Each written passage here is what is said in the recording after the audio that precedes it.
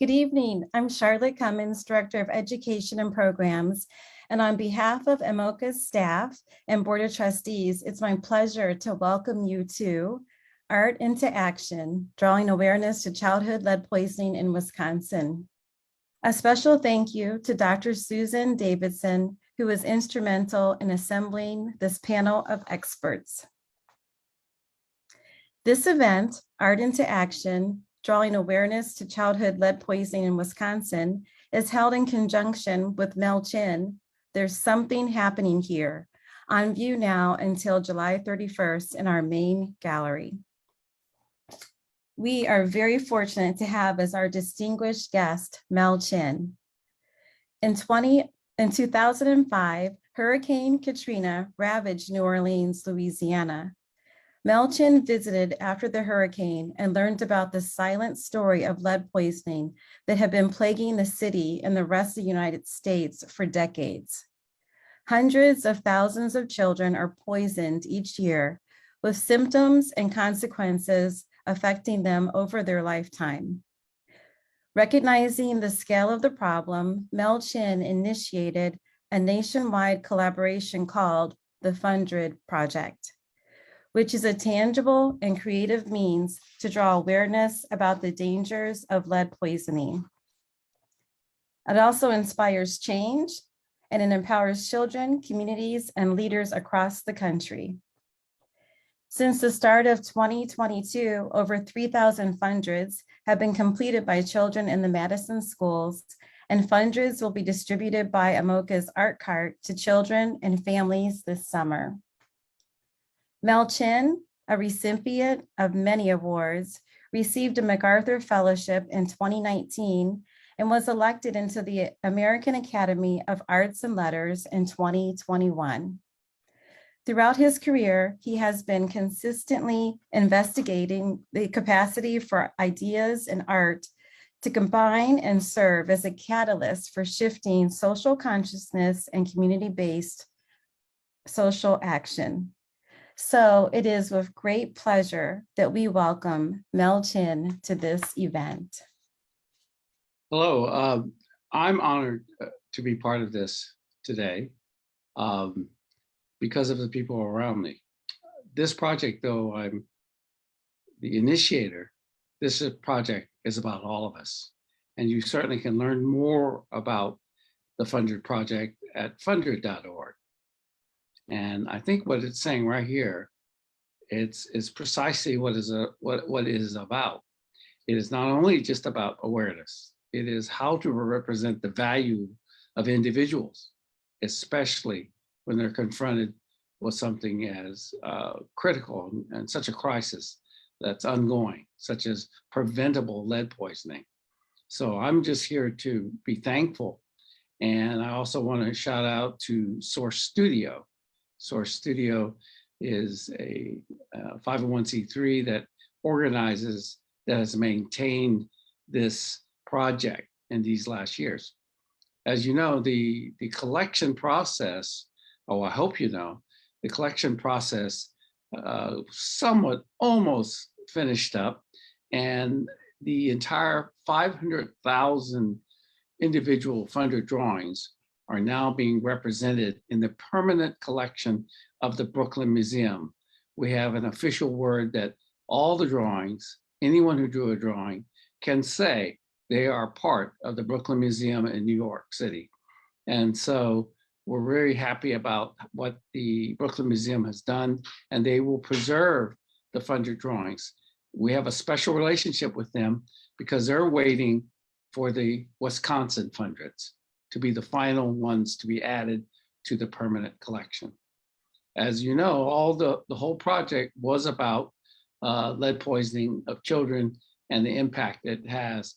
And we hope, and we have been moving still in spite of finishing up this collection of drawings, that we will continue to push for legislators to bring about policy that can truly stop lead poisoning. So here we are. So I'm going to leave it more. I'm excited today to learn about what's happening in Wisconsin and see what I can continue to do to support what's going on there. So this is my opportunity to continue my education about the impact of lead and the impact of individuals in service to prevent it from having such a negative control over our society. Thank you very much. Thank you, Mel. And now I'd like to introduce you to our moderator. Carly Griffith is a Ph.D. candidate in geography at the University of Wisconsin-Madison and a public humanities fellow at Midwest Environmental Advocates. Carly is an editor at Edge Effects, a digital magazine of environmental humanities, and the primary publication of the UW-Madison Center for Culture, History, and Environment. Thank you, Carly, for being our moderator. Thank you so much, Charlotte, and for having me here this evening. I know with virtual events like this, I'm just here with my computer, and I know you're all at your own computers, but it feels like a virtual community when we can all come together like this. So we have 3 panelists for tonight's event who have worked directly on the issue of childhood lead poisoning from the areas of community advocacy, pediatrics, and environmental health. In what has been referred to as a silent epidemic, approximately 500,000 children under age 6 have elevated blood lead levels in the United States. In Wisconsin alone, more than 200,000 children were diagnosed as lead poisoned between 1996 and 2016, according to Wisconsin's Department of Health Services. Our panelists tonight are people who I have already learned from, so much from, as I've gotten more involved on the issue of lead contamination in Wisconsin. And we're lucky to have them here to share their expertise with us to help shed light on this important issue. At the end of all 3 talks, we will have time for Q&A from the audience. So please do enter questions as we go in the Facebook Live chat. The Art into Action panel is co-sponsored by Midwest Environmental Advocates and the Wisconsin Environmental Health Network, with additional funding provided by the Wisconsin Humanities Council. I would also like to thank Susan Davidson, who is the board president of Midwest Environmental Advocates and a member of the Wisconsin Environmental Health Network Steering Committee.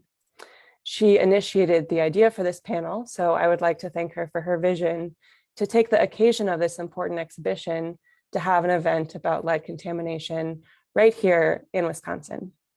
Thank you also to Charlotte Cummins and all the MMOCA staff who helped us make this event a reality, and to Mel Chin, who we are grateful to have with us here tonight. So without any further ado, I will introduce our first speaker, and that is Shai McElroy. Shai is a tireless community organizer for the Coalition on Lead Emergency in Milwaukee, Wisconsin, and she is the parent of a lead-affected child. Shai, I'll turn it over to you. Hi, thank you so much for having me.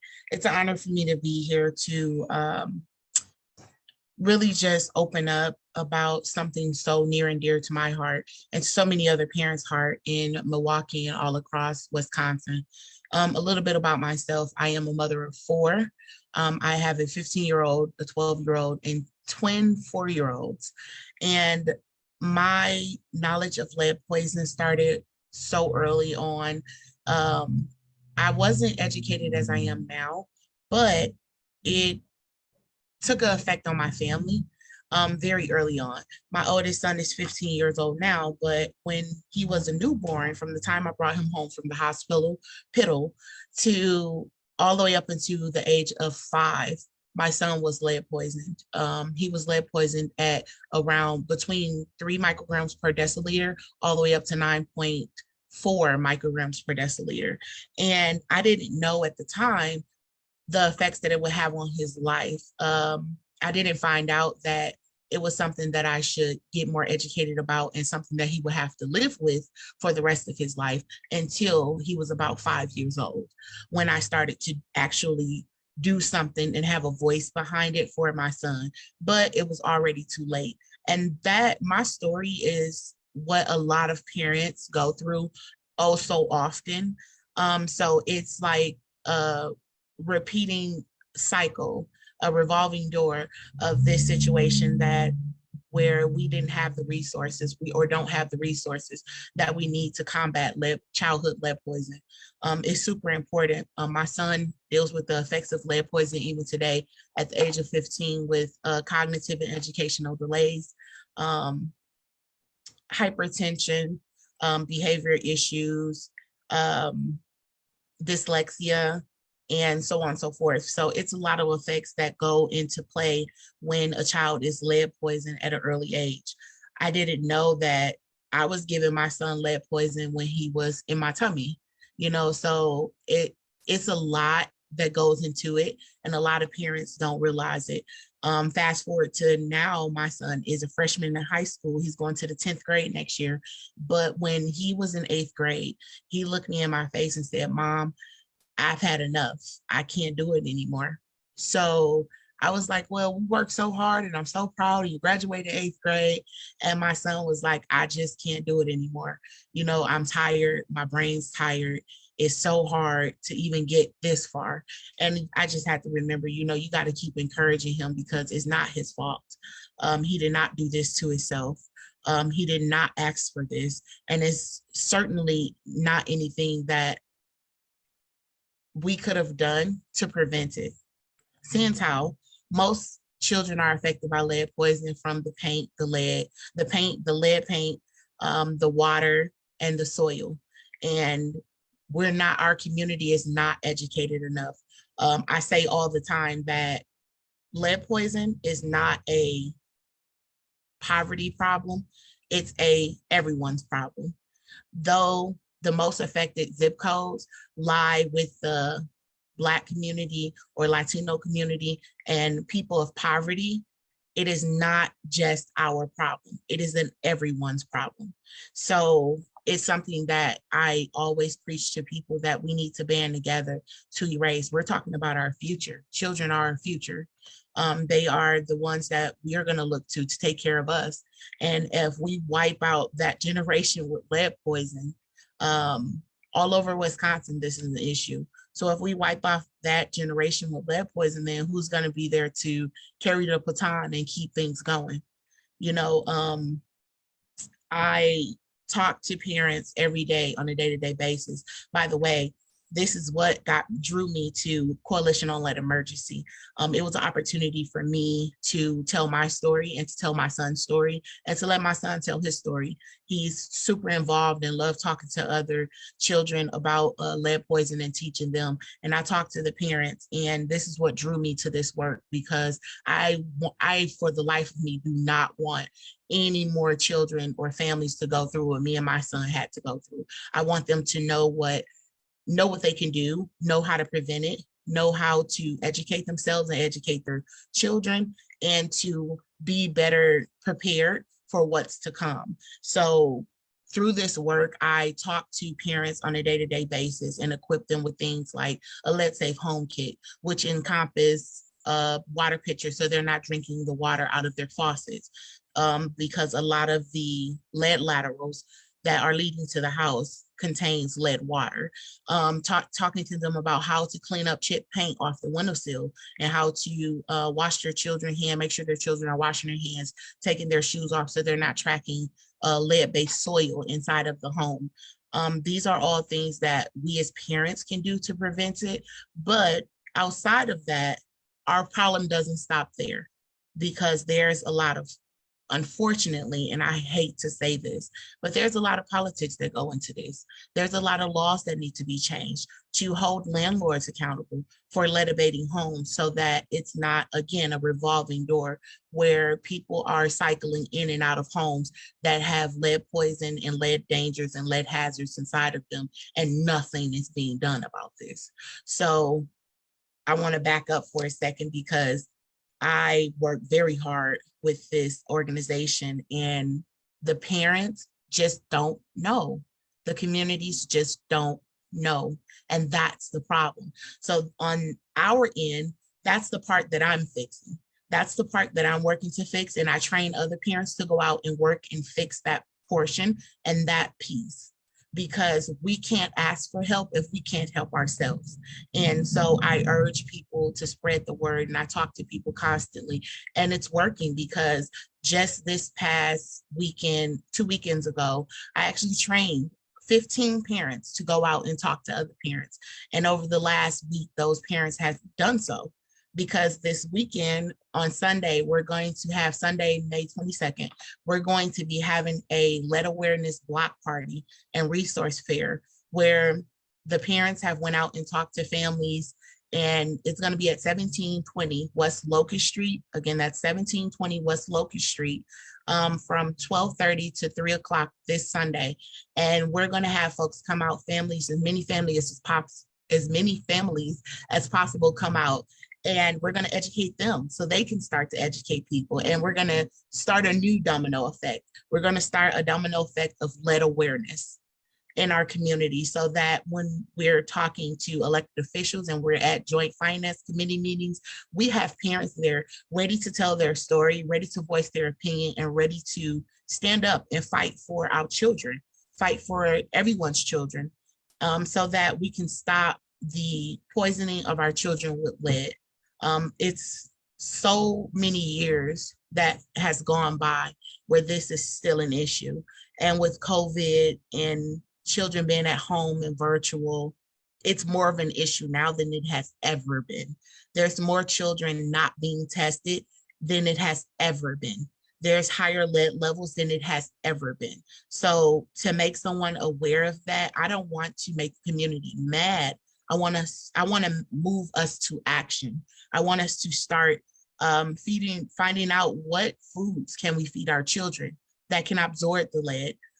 What kind of calcium and iron and vitamin C can we give our children to absorb lead? How can we teach our children to garden in our community gardens with lead-free soil? How can we show our children how to use a water pitcher so that they're making sure when they go in the kitchen and they want some ice cold water, they can get it out of a lead-free pitcher rather than getting it out of the tap that contains lead? How can we assure that our children are looking outside to see what the weather's going to be, or seeing if their friends are across the street playing and they don't touch the windowsill and get chip paint on their fingers and then put it in their mouths? And how do we make sure that we clean that up or teach them to clean that up? Because it's not very hard to do. And then on the flip side, we're going to go and make sure that we're talking to our elected officials, calling our aldermen, calling our state reps to let them know that we need to do something about this. This is not lead poison, childhood lead poison. It isn't a problem. It's a crisis. This is a crisis that needs to stop. So I've dedicated and decided that I will continue to dedicate my career to definitely educating children, educating parents, so that I make an impact. And I don't care if it's 50 years from now, someone can look back and say, oh, I know this because someone else told me and someone else told me and someone else told them. So it's one of those things I want to definitely pass down to not just my children, but other people's children. So going forward, that's what we do. We are a parents-based organization. We are made up of parents who volunteer their time, who volunteer their kids' time, because a lot of time we have to bring our children with us, and that's okay because we want them to be educated as well.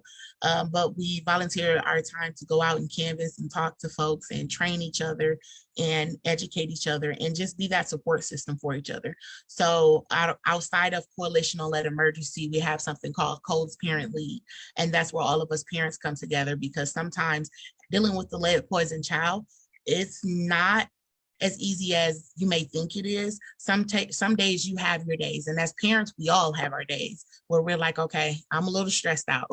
But dealing with a child that has any kind of special ability, you definitely need that support system. Your child needs that support system, and the parent needs that support system, so that every day you wake up ready to go. You wake up ready to fight for your child, and know that you have other parents that are behind you, and we're just one call away. So we definitely encourage parents to join us.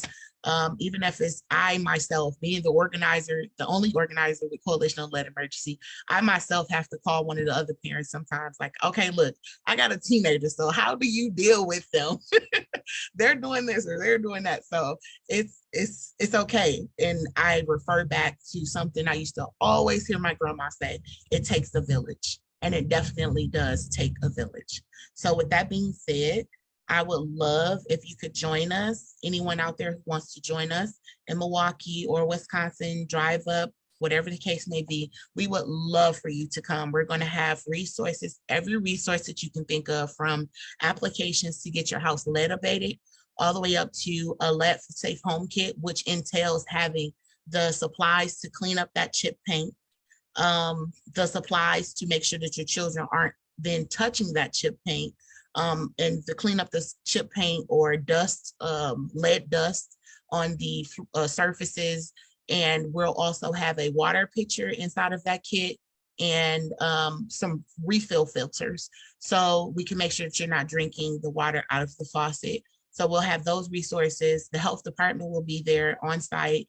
We will have a vaccine clinic on site. We will have Coalitional Lead Emergency. We'll have our own table where we can sign you up for Cole's Parent Lead if you need that support system. There's going to be all sorts of resources there, free phones, everything. And Pippi the Clown, like, this has been the highlight out of all the resources I named. People always say, Pippi the Clown gonna be there? Yes, Pippi the Clown will be there talking to children about lead poison and how to stay safe. So I just appreciate being here, and I'm glad for the opportunity to always tell my story and hope that it touches someone out there who wants to help and just didn't know where to go. This is where you go. Thank you so much for having me. Thank you so much, Shai. Again, that is Shai McElroy, and Shai is a community organizer for the Coalition on Lead Emergency in Milwaukee, Wisconsin. If you want to learn more about the work that they do, mostly in the north side neighborhoods in Milwaukee, I would encourage you to look at their website. And as Shai said, there's a very exciting event happening this Sunday through the Coalition on Lead Emergency if you're in the Milwaukee area. So we'll turn to our next speaker, who is Dr. Beth Neary. Dr. Neary is the co-president of the Wisconsin Environmental Health Network and a clinical adjunct assistant professor of pediatrics at the University of Wisconsin-Madison School of Medicine and Public Health. She is the Wisconsin representative for the Pediatric Environmental Health Specialty Unit, Region 5. Thank you for being with us, Dr. Neary.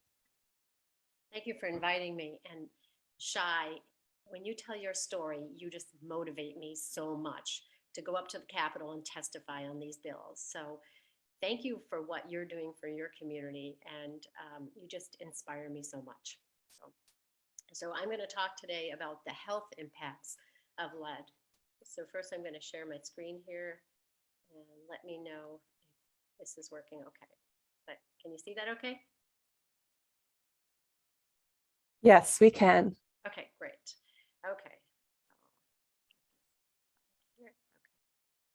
So you just saw this slide before. I'm going to show it to you again. This shows you that lead poisoning is a statewide problem. Just like Shai said, it affects many, many communities. It affects the inner city. It also affects rural communities. So here's what we're going to talk about today. So why are children uniquely vulnerable to lead? How does it get in the body? What are the sources? Why did the CDC in 2012 say there is no safe level of lead? Can you see that whole slide? Okay. What are the effects of lead on the developing brain? What are the long-term costs of lead poisoning to the individual and to society? And what can be done about it? So here's a visual, and I hope that you can see this okay. Let me shrink this so you can see the whole slide. Are you able to see that whole slide? I'm gonna try to play with that. Yes, I can see the whole slide. Okay, great. So that slide, let me go back again. It shows you the places that children are most exposed to lead. Number one is paint. You see the child on the far right side. Also the dirt and soil and water. And those are the three main sources. But what I want you to remember is paint is still number one. So the reason that children are at greater risk is because They do things differently than we as adults. They put their fingers in their mouth, they crawl on the floor, they put their hands in the window well, like Shai said. But the other thing is they have a rapidly developing nervous system, and it is incredibly vulnerable to the effects of lead. The brain is still developing from 0 to 5 years old. It's not done. They also have a very high rate of absorption. So if they get a dose of lead, they actually absorb it more efficiently than we do as adults. So how does it actually get in the body? One of two ways. Today, most of it is by mouth. Children will stand in a window well, put their hands there, crawl around a room, or put their fingers in their mouth. They can also get it through soil if they're playing outside in the dirt and that house has been scraped and that lead paint is in the soil. Another way is inhalation through the lungs. And that's why in the 1960s, we had incredibly high rates because we still had lead in gasoline. And the lead in gasoline, because it came in through the lungs, was absorbed incredibly efficiently at almost 100%. So regulation matters, and Shai said that too.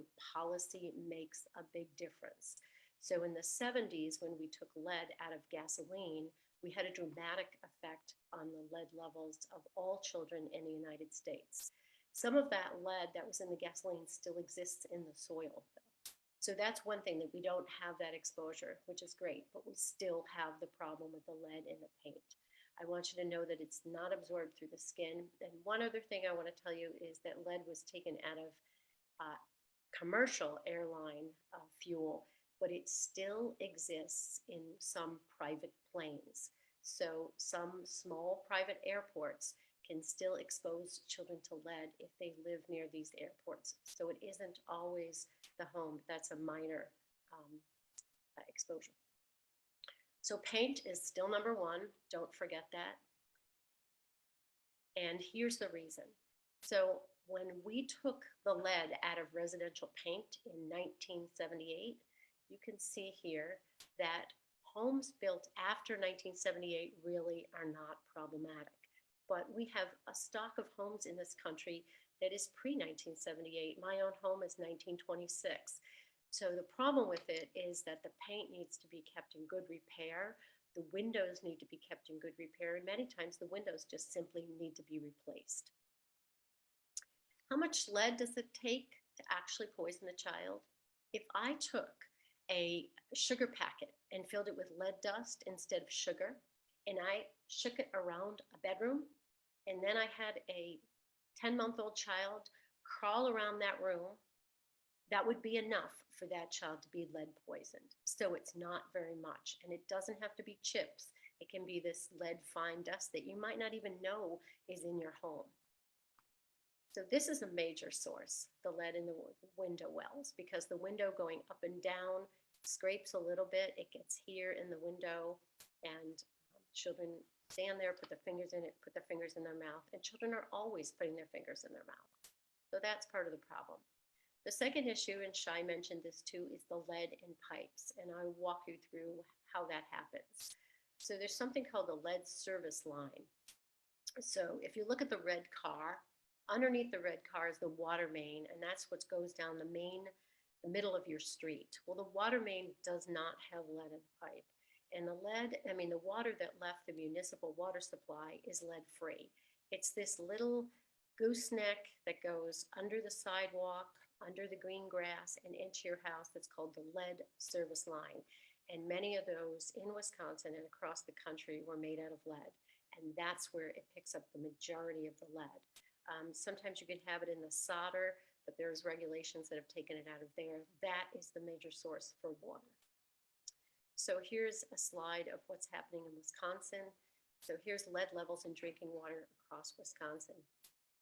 And on the right-hand side, it shows how many of those lead lateral lines still exist in Wisconsin. And it shows the top 5 Wisconsin counties with lead service lines. And if you look at Milwaukee, it just blows it out of the water there.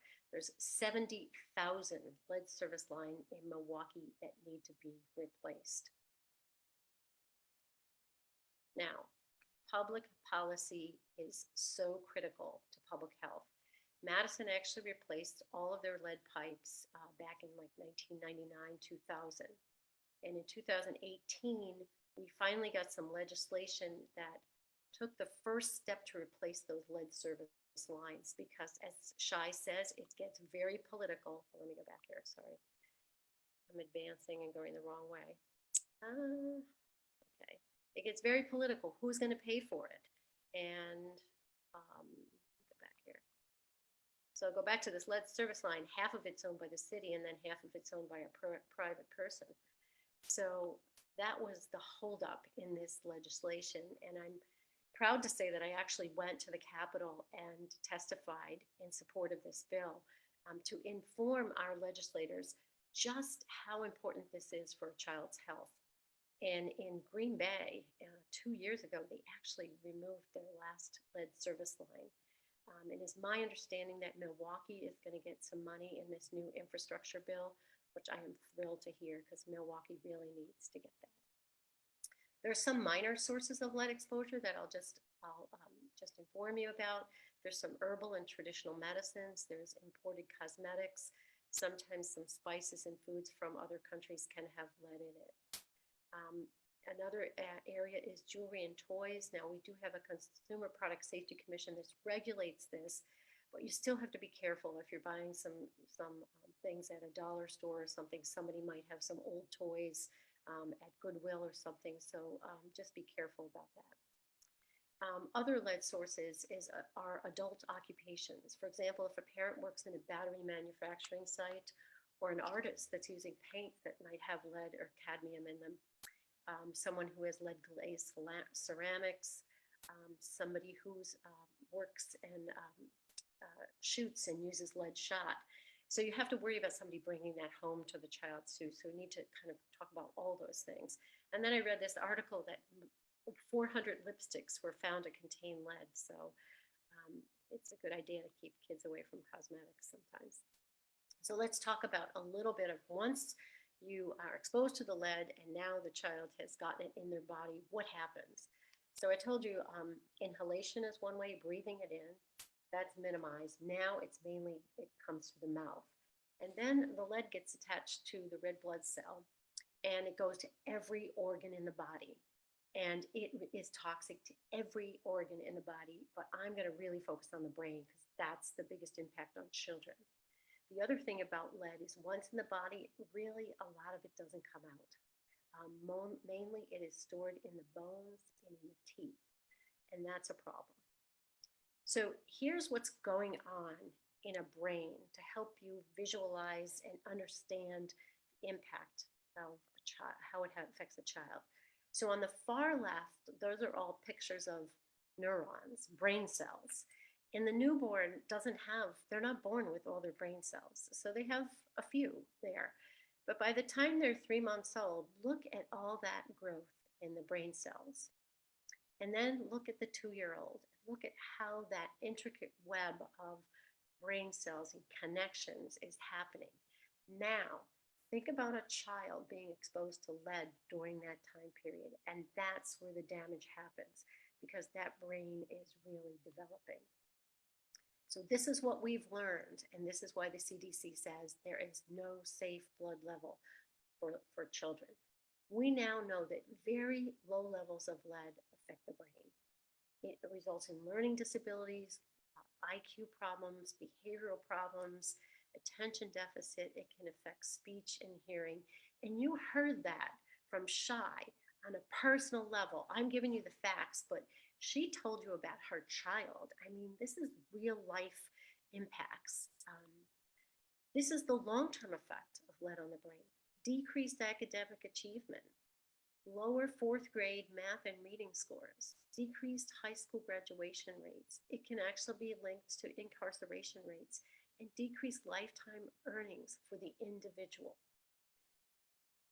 But it really matters for society. If any child doesn't get to their potential, that's not good for our society. That's a really horrible thing. In fact, it's a travesty.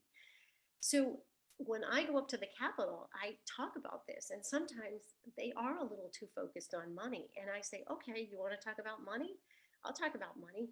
you're going to have to pay more for children for special services because they're lead poisoned. This child's not going to graduate from school.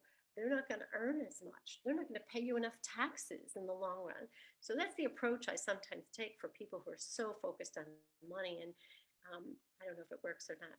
But the issue is lead poisoning is 100% preventable. And what we really need to do is push for better policy.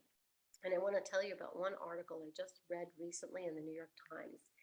And it was entitled, How Two Industries Stymied Justice for Young Lead Paint Victims. It talks about the insurance industry and the real estate industry as failing these children. And my understanding from the article is that in some of these policies that people have for their homes, there's a exclusion for lead poisoning. Why is there an exclusion? If there wasn't an exclusion, those people who owned those rental properties would have to fix it up because they could get sued over that.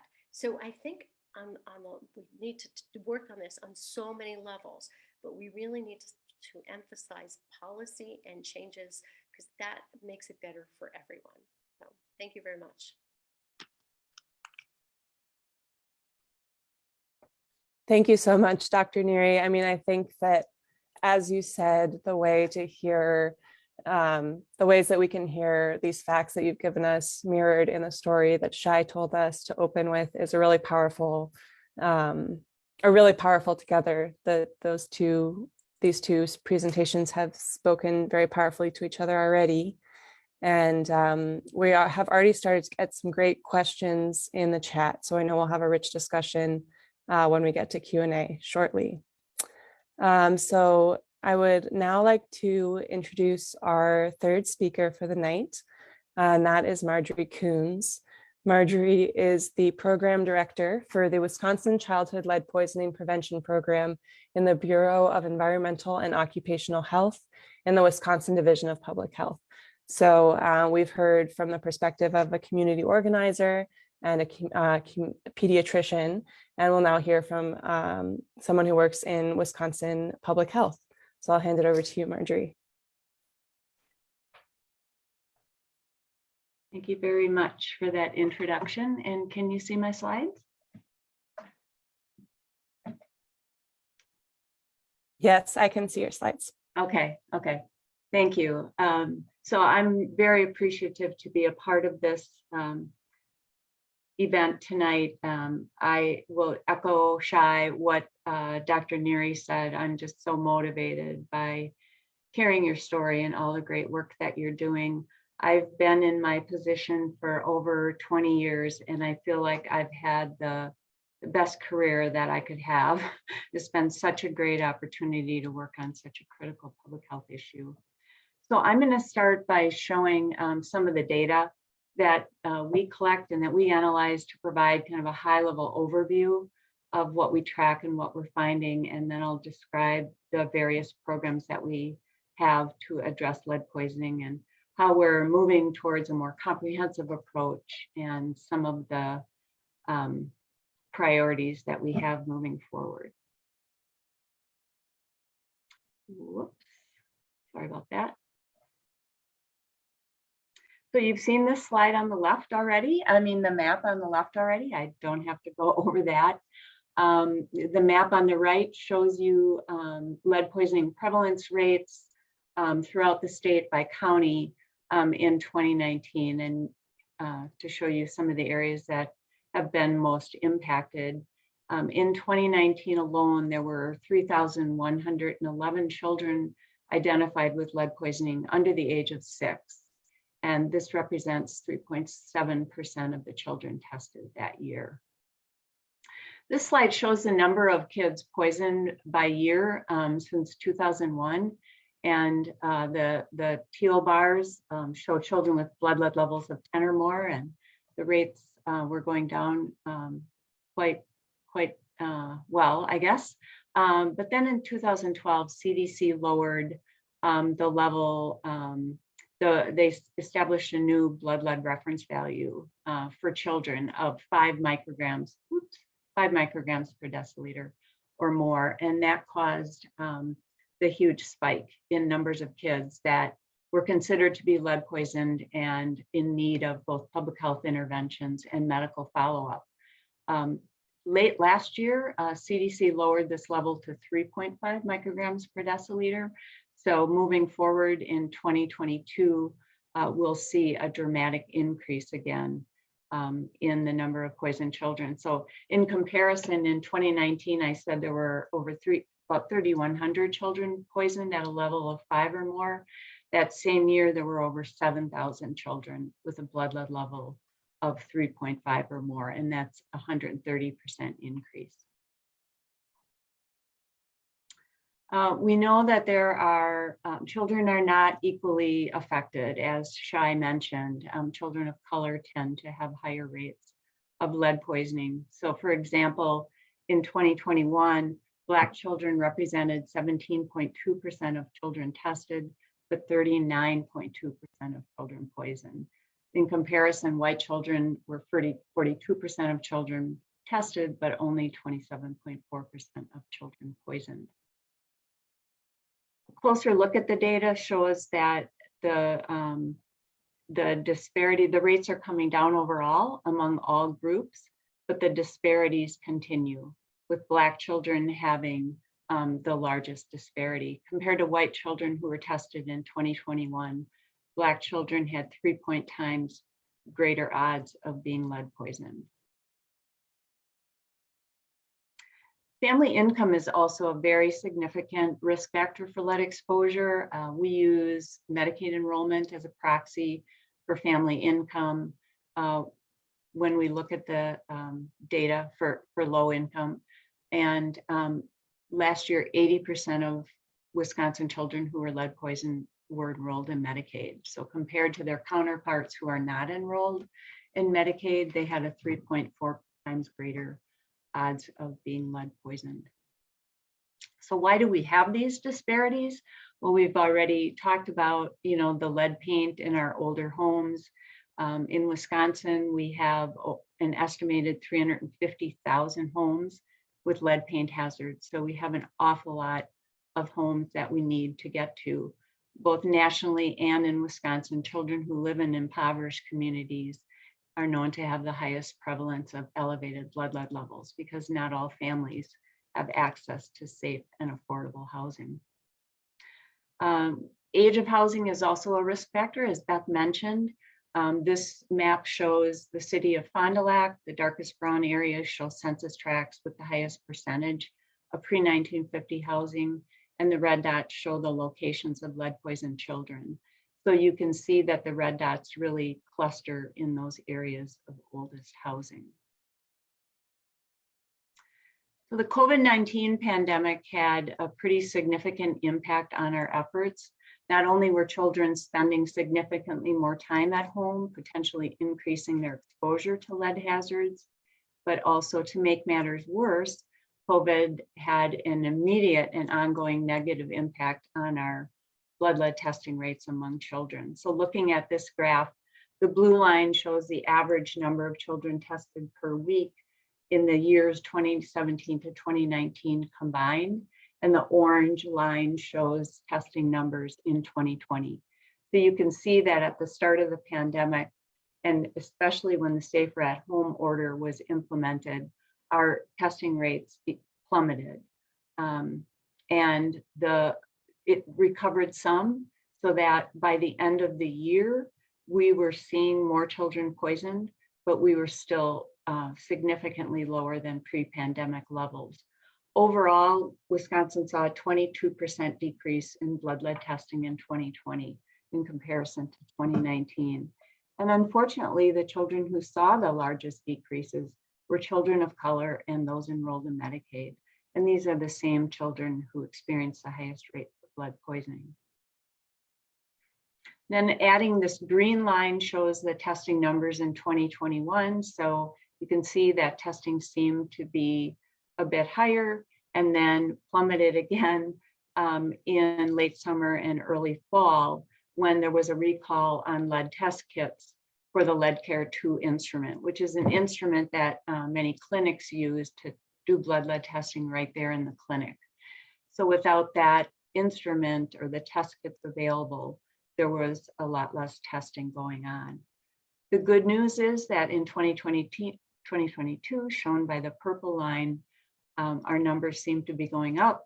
The recall is no longer in effect. The test kits are available, and we're hopeful that we'll continue to see an increase in testing because we're still below the pre-pandemic levels. So just to describe some of our systems and infrastructure to address lead poisoning, Wisconsin's really been a leader in addressing lead poisoning prevention and intervention for several decades. Many of our programs are located within our lead and asbestos section at the Division of Public Health, and that comprises the Childhood Lead Poisoning Prevention Program, the Lead Safe Homes Program, and then we have lead certification and field compliance units. We also have an adult blood lead program, and we have a lead and water testing and remediation initiative that's focusing on testing for lead and water at childcare facilities. But our lead poisoning intervention efforts at the family and community level are primarily managed by our local health departments. They are the boots on the ground. They are dealing with, helping families, doing blood lead testing and helping families once they find out that their child has been lead poisoned. They're doing the environmental investigations and working with property owners to get those houses fixed. But I have to mention that we support these efforts through annual contracts with state funding that the legislature has provided for lead poisoning prevention activities. But I have to mention that these local health departments are really operating on a shoestring budget when it comes to the money that we have available for them. Most local health departments receive less than $10,000 a year from the state for their efforts. And then on the environmental side, we also rely on local businesses and community organizations, such as certified contractors, training providers, hardware stores, and other building related companies to provide the supplies and the workforce that we need.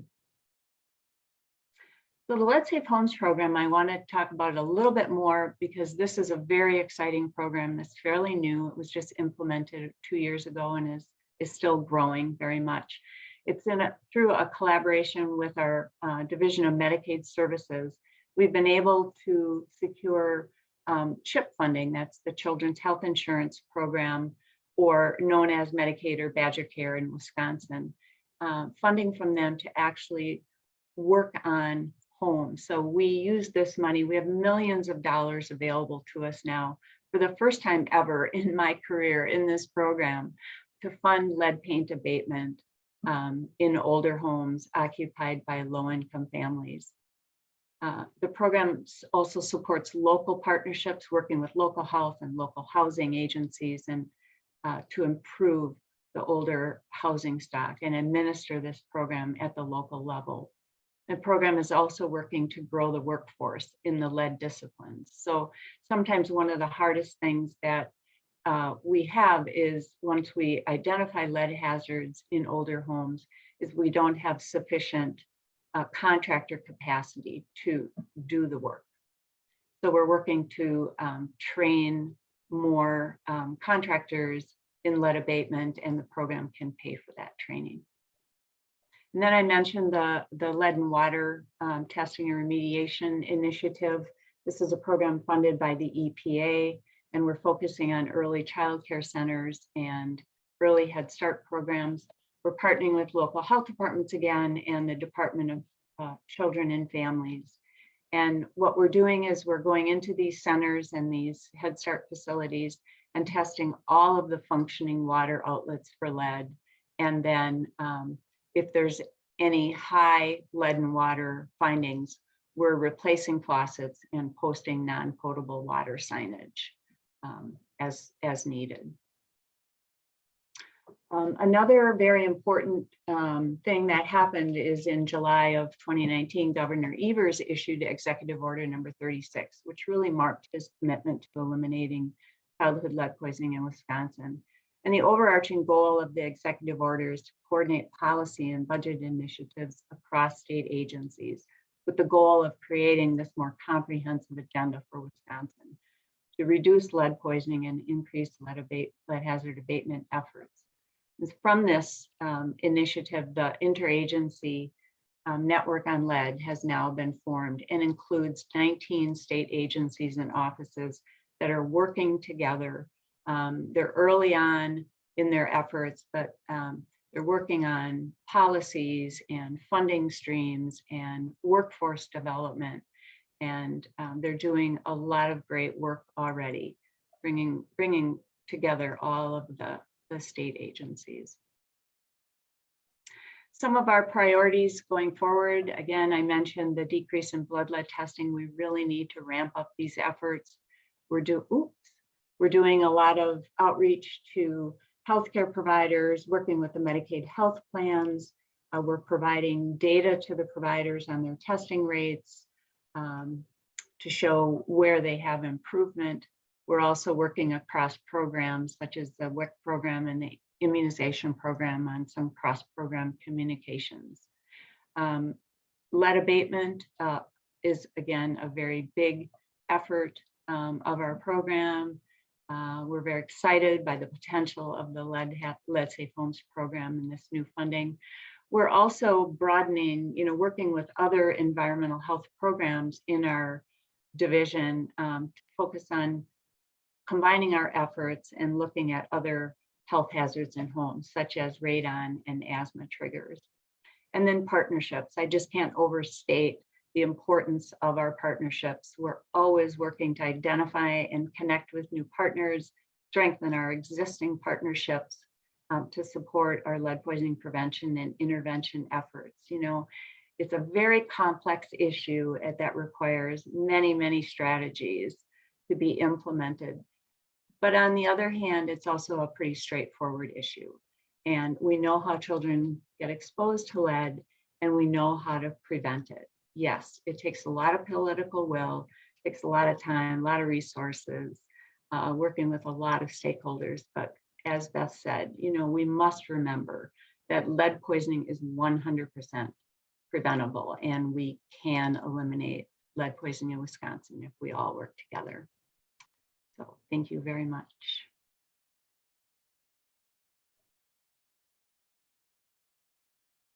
Thank you so much, Marjorie, Beth, and Shai for joining us tonight and sharing your expertise with us. I think that your perspectives on the different areas that you approach this issue from speak to each other really well. And I think in a short amount of time, we've learned a lot about all of the different aspects of the issue of lead in Wisconsin, from healthcare and the accessibility of testing services to municipal infrastructure like the lead pipes that deliver water to our cities, homes in our cities, also housing and landlord-tenant relations.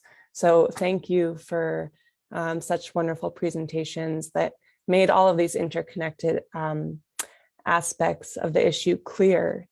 And I would like to transition us now to question and answer from the audience. So if you are in the audience and you do have questions, please remember that you can submit them in the Facebook Live chat.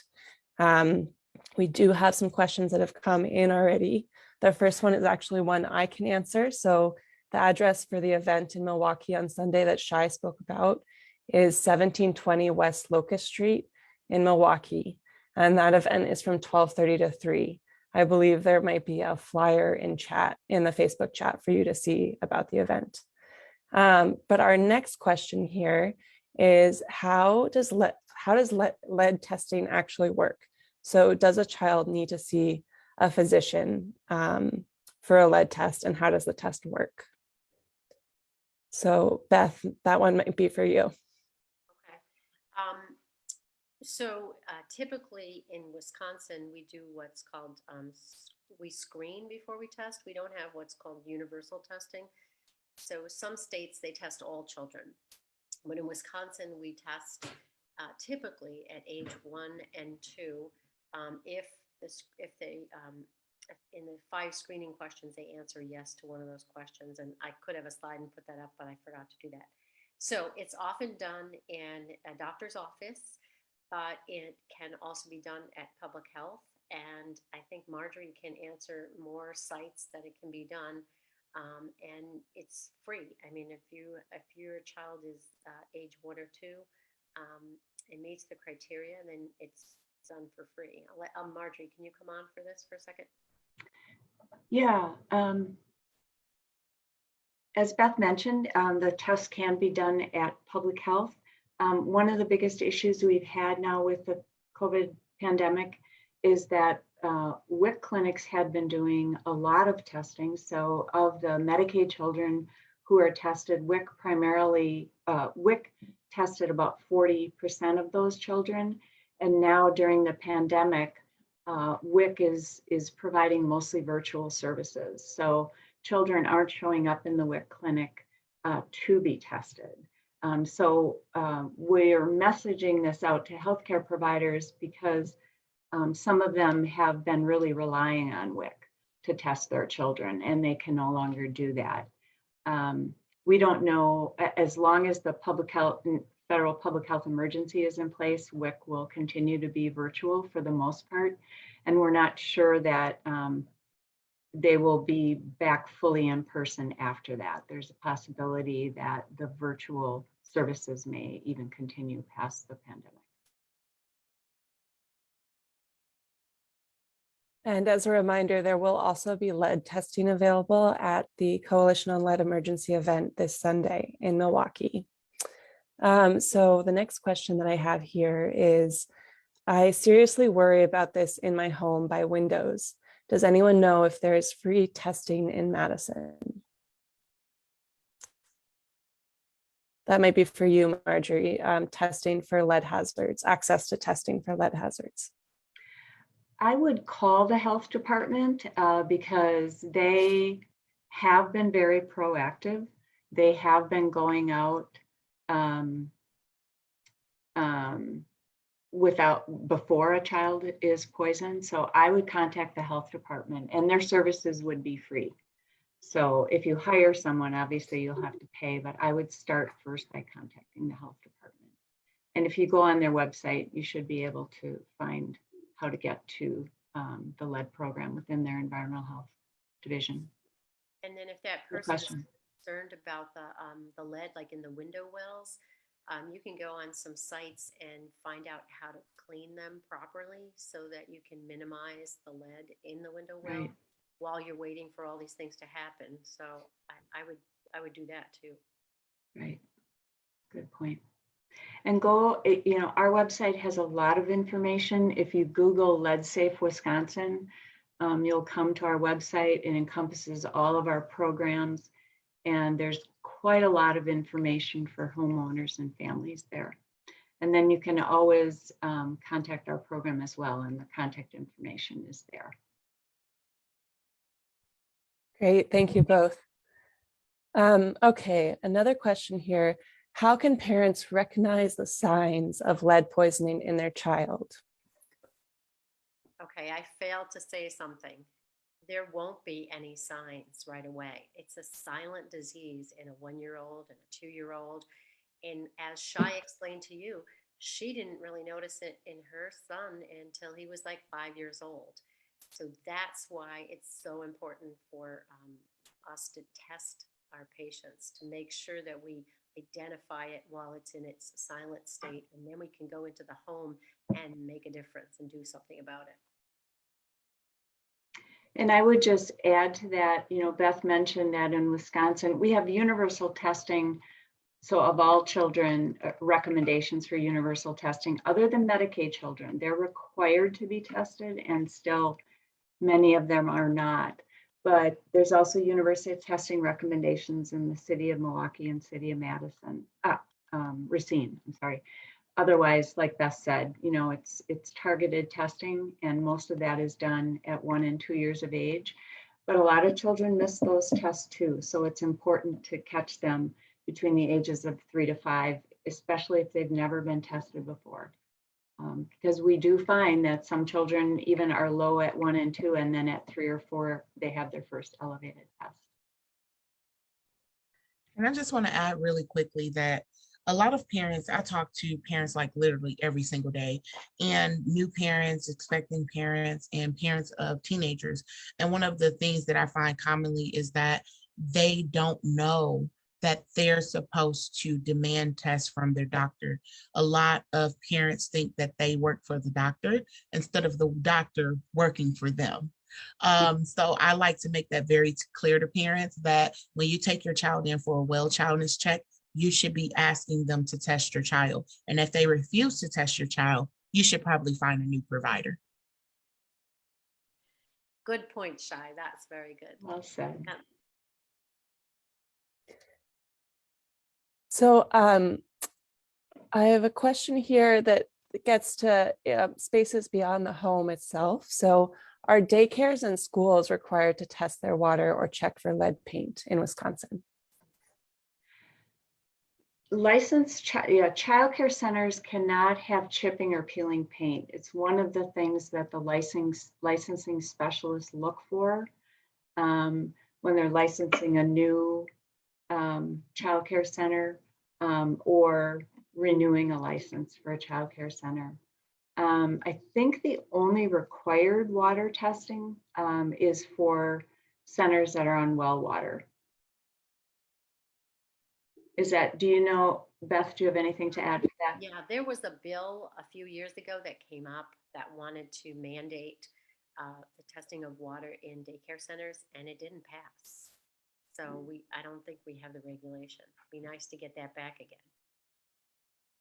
So we've had a couple rounds of funding now from the EPA. Unfortunately, it started with the pandemic, so that delayed. Our first award started during the pandemic, so that delayed our efforts.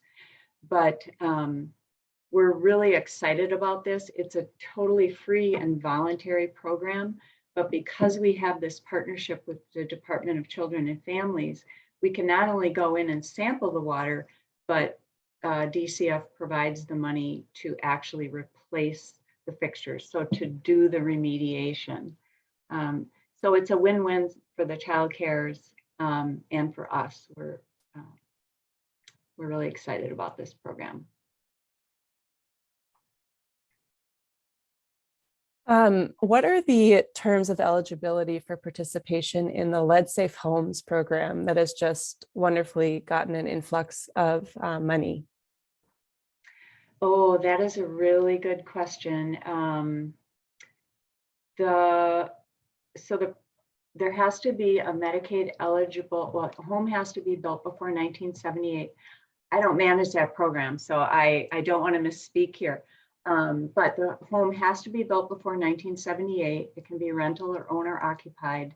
There has to be a Medicaid eligible child, I think under the age of 19, I believe. So it does include older children or a pregnant woman who is Medicaid eligible.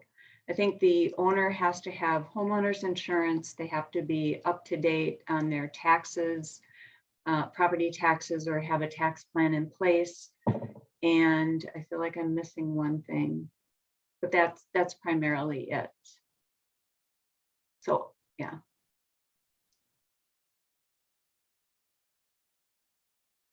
I don't know if Christy Tenney happens to be on, but she's the program director for that program. Mm-hmm. Maybe enter something into the chat if I missed anything. So Shai, I wanted to jump in and ask you a question if I could. So you spoke about how you mentioned how this issue connects to housing and landlords in particular. So you've done such in-depth work in the North Side neighborhoods of Milwaukee. So could you talk a little bit more about how you see this issue of lead exposure connected to the issues around landlords in Milwaukee? Yeah, so most of the landlords in Milwaukee are out-of-state landlords. And those out-of-state landlords own tons of property in some of the targeted zip codes where we talk to families.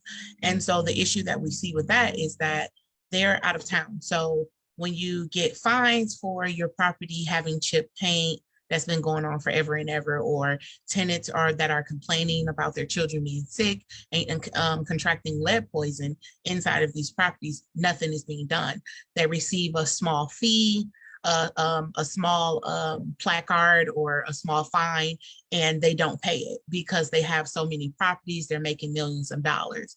So then this tenant is then evicted. So now they have an eviction on their record. Well, with an eviction, I'm gonna start with the family that has the eviction. So now they have an eviction on their record, and now they're forced to continue this cycle of renting from slumlords, basically, because that's what we're just going to call them, what they are, renting from slumlords. And so then the cycle of their child being lead poisoned never ends because they can't move into a decent, nice place that does not have these hazards because they have evictions on their record. And that also moves a lot of them into homelessness as well. So then the landlord goes in and put maybe duct tape on the windowsill, not replace the windows, but duct tape on the windowsill or something, a patch job, and sends the next family into that residence. Once they get that, and then the court system is allowing this to happen to families because a lot of families will, I would say it's not all the court's fault because a lot of the families don't know. So they're not educated on how their children are becoming sick, how their children have ADHD, how their children having these behavior problems inside school. They don't know. They're doing the same thing that I did when I was an 18-year-old parent with my first son.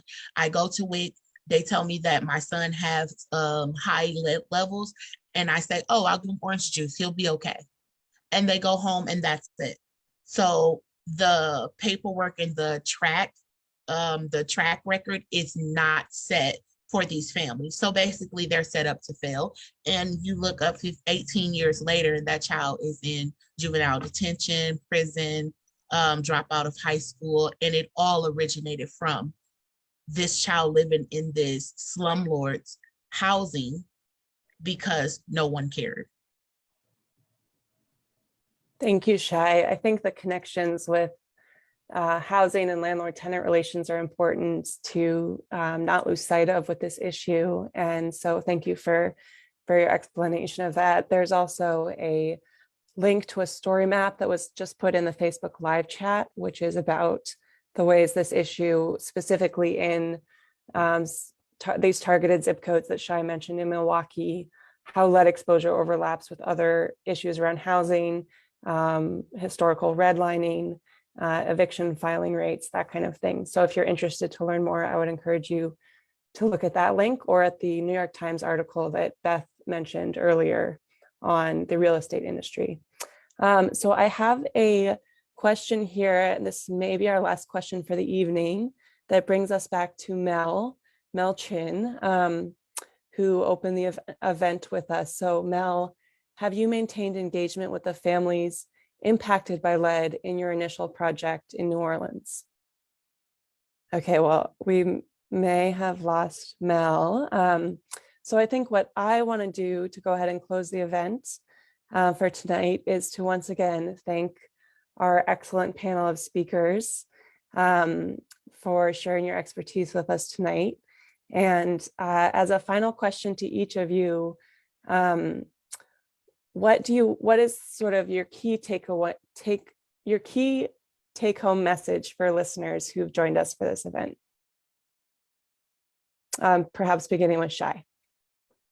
Sure.